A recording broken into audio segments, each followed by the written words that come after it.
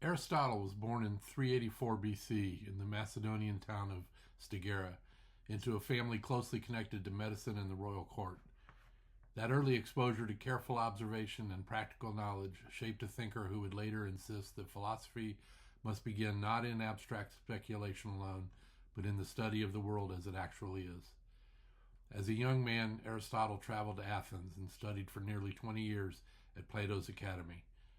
While he admired his teacher, he ultimately diverged from Plato's belief that true reality lay in eternal, perfect forms beyond the physical world.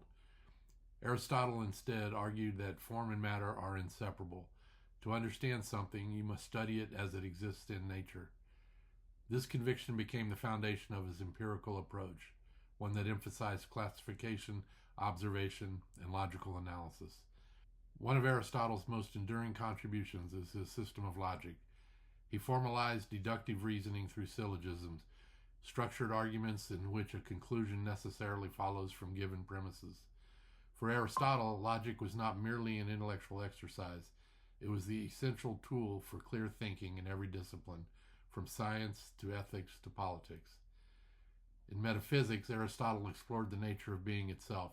He proposed that everything has four causes: material, what it is made of; formal, its structure or essence; efficient, what brings it into being; and final, its purpose. This idea of telos, or purpose, was central to his worldview. Nature, Aristotle argued, does nothing in vain. Everything tends toward an end. Aristotle's ethical philosophy is equally influential. In the Nicomachean Ethics, he defined the highest human good as eudaimonia, often translated as flourishing or well-being. Happiness, he argued, is not pleasure or wealth, but a life of rational activity in accordance with virtue. Virtue itself lies in the golden mean, the balance between excess and deficiency. Courage, for example, standing between recklessness and cowardice. In politics, Aristotle extended this ethical vision to society. Humans, he famously said, are political animals, naturally suited to life in communities. The purpose of the state is not merely survival, but the cultivation of virtue among its citizens. He analyzed governmental structures, warned against tyranny, and defended a mixed government that balanced stability with participation.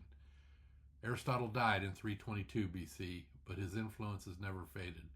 From medieval theology to modern science, from logic to ethics, his insistence on reason, observation, and purpose helped shape the intellectual foundations of the Western world.